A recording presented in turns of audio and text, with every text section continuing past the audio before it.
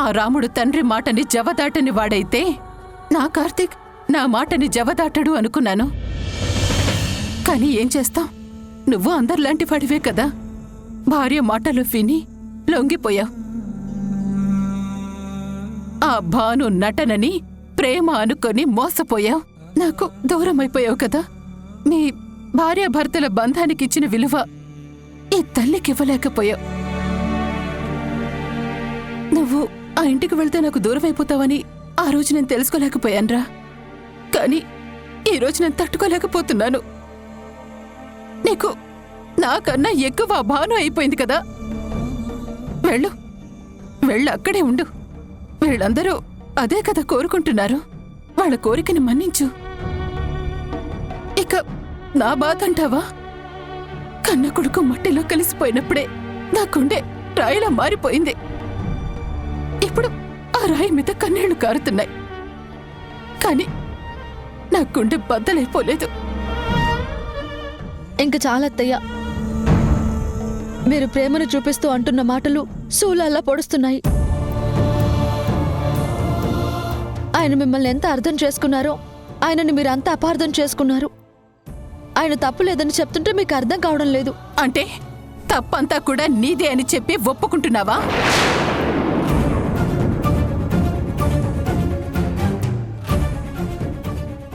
అవునత్తయ్య. అవునులే, నా కొడుకుని నాకు దూరం చేయాలని నువ్వెప్పుడో నిర్ణయించుకున్నావు. వాడు నిన్ను మా ఇంట్లో అడుగు పెట్టద్దు అన్నప్పుడే నువ్వు పంతం పట్టావు. వాణ్ణి నాకు దూరం చెయ్యాలనే లక్ష్యంతో చాలా తెలివిగా పావులు కదిపావు. నీ మాయ మాటల్ని కార్తీక్ నమ్మాడు. నువ్వే దేవతవనుకున్నాడు.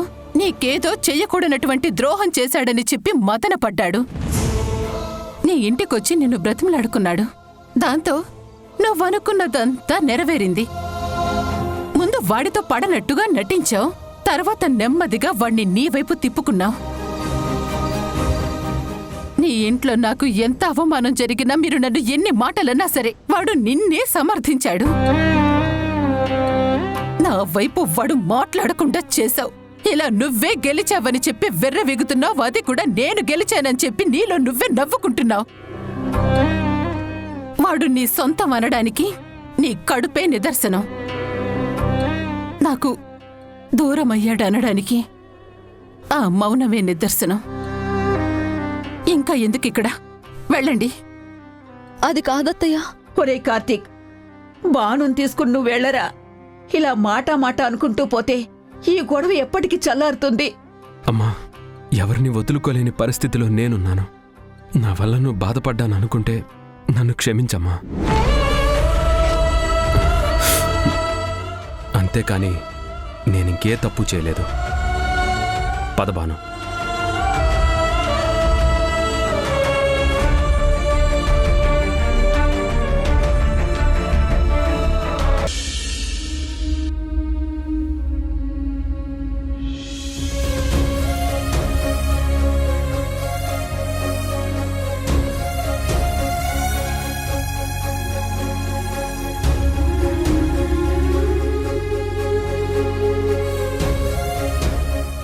బాను, ఒకసారి అటు చూడు.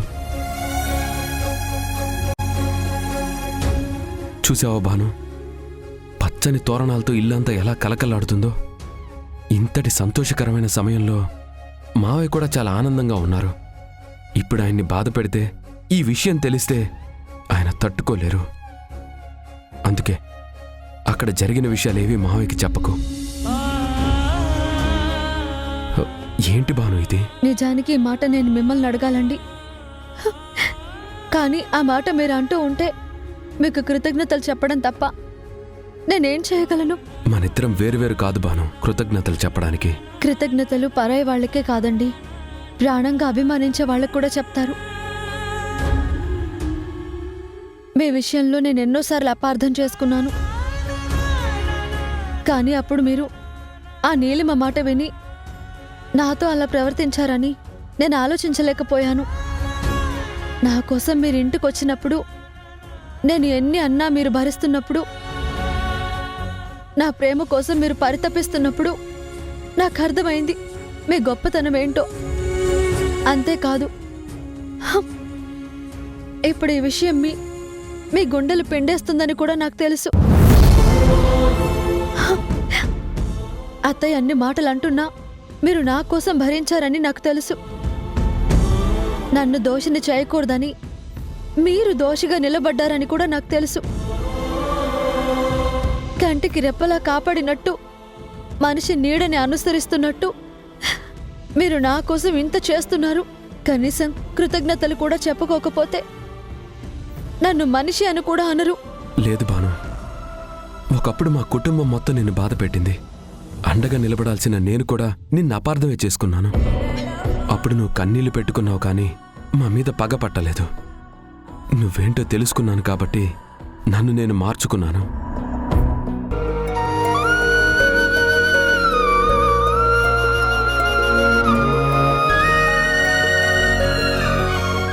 రాము, ఏంటి ఆలోచిస్తున్నావు? బాను, నీకు నీలిమ మీద ఏ అనుమానం రాలేదా? ఎందుకు? మనమంటే పడని నీలిమ ఇక్కడే ఉంటుంది, నీకు సాయం అంటుంది, ఎన్ని మాటలన్నా దులిపేసుకుంటుంది. సిగ్గులేంది కదా, అలాగే చేస్తుందిలే. ఆయన నాకు ఎక్కడ దగ్గరైపోతారోనని గోతికాడ నక్కలా కాచు కూర్చుంటుంది. లేదు బాను, నువ్వు కార్తిక్ గారు బయటికి వెళ్ళిన దగ్గర నుంచి నీలిమ, వైశాలి ఒకటే గుసగుసలాడుకుంటున్నారు.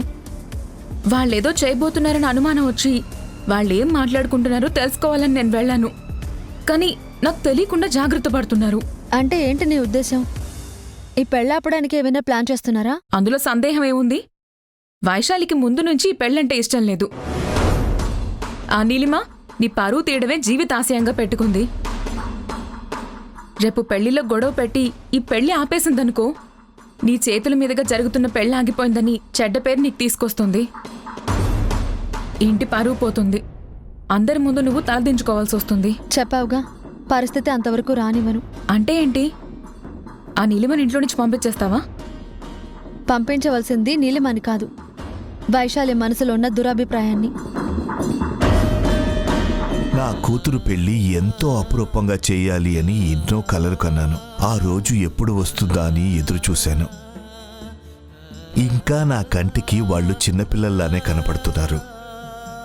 అప్పుడే కళ్యాణ మండపం కూడా ముస్తాబైపోతుంది. నీకో సంగతి తెలుసా? మేమంటే వైశాలికి కూడా అంతే ప్రేమ. కాకపోతే ఎలా మాట్లాడాలో తనకి తెలీదు, అంతే. విన్నావా? అది ఆయనకి నీ మీదున్న ప్రేమ. ఇందాక నువ్వన్నావే, ఎప్పుడైనా నా మీద ప్రేమ చూపించారా అని. అభిమానం అనేది ప్రదర్శించేది కాదు, ఆయన వాళ్ళ దగ్గర నటించడం కాదు, మనసులోంచి రావాలి. నిన్ను పరాయణ చేయలేదు, ప్రాణంగా చూసుకుంటున్నారు. రేపు ఈ పెళ్లి ఎంత ఘనంగా జరుగుతుందోనని మురిసిపోతున్నారు. కానీ ఆయనకు తెలియదు కదా, ఈ పెళ్లి జరగదు అని. తను ప్రాణంగా చూసుకుంటున్నా నువ్వే ఈ పెళ్లి ఆపేస్తున్నావని. ఈ పెళ్లి ఆపడానికి నీ దగ్గర ఒక ఆయుధం ఉందని నాకు తెలుసు. దాన్ని నీలిమ నువ్వు ప్రయోగిస్తున్నారని కూడా నాకు తెలుసు.